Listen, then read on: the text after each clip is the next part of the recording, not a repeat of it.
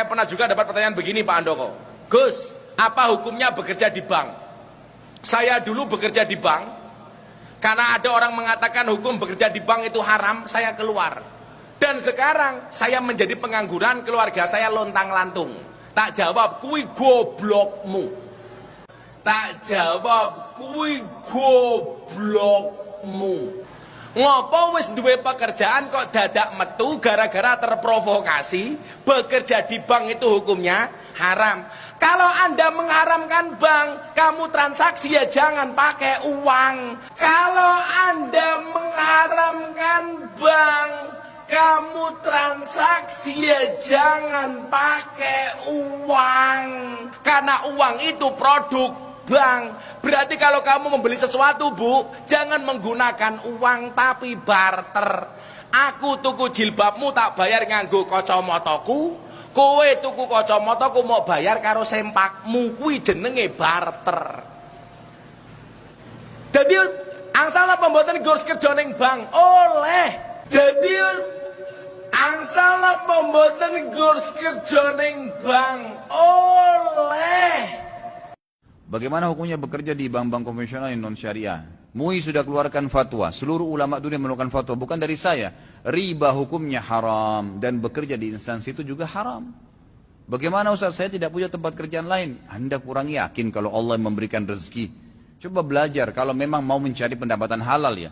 Ini bukan masalah langsung saklek mengatakan itu tidak boleh, berarti nanti saya mulai besok sudah harus keluar. Loh, memang hukum agamanya begitu. Kalau seandainya saya nggak jawab begini, Anda mau saya jawab apa? Oh boleh kerja aja, oh saya nggak mau. Tanggung jawab hari kiamat. Akhirnya Anda bekerja, Anda dapat pendapatan, saya akan tanggung jawab hari kiamat depan Allah SWT. Itu berat, nggak mungkin. Haram. Bukankah sabda Nabi SAW, 1 dirham riba. Dalam hadis yang dihasankan oleh para ulama hadis, 1 dirham riba lebih berat daripada 36 kali berzina. Berbahaya sekali. Riba dalam hadis ini dikatakan 73 tingkatan. Yang paling rendahnya seperti seseorang memzinai ibunya sendiri. Bagaimana bisa seseorang membuka pintu itu? Saya pegawai di salah satu bank konvensional. Setelah saya tahu jika bekerja di bank itu riba, saya berniat untuk berhenti. Tapi saya masih ragu karena sempat konsultasi ke beberapa teman bahwa dilihat dari manfaat bank itu lebih banyak daripada mudaratnya. Karena hampir seluruh perusahaan yang ada di Indonesia menggunakan jasa bank. Baik, kira-kira kalau antum meninggal dunia, antum akan bilang sama Allah apa nih? Ya. Oh ini karena banyak manfaatnya buat orang. Lalu Allah cuma jawab satu, tapi saya haramkan. Kira-kira kita mau jawab apa? Urusannya mau manfaat bagi orang banyak atau tidak, intinya haram. Orang buka tempat perzinahan teman-teman, ingat ya, riba, zina, durhaka sama orang tua, dosa besar semua ini. Berarti levelnya sama.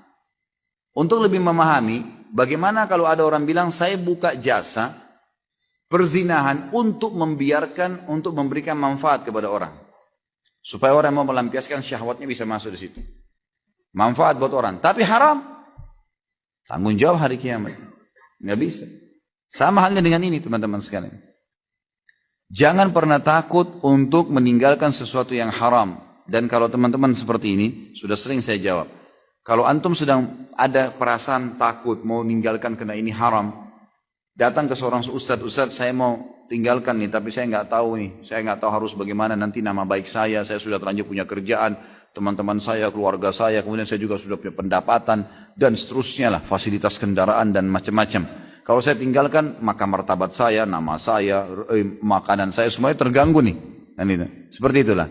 Lalu bagaimana hukumnya? Tetap jawaban agama haram. Dan kalau Anda mau lebih pasti, lebih aman, tinggalkan.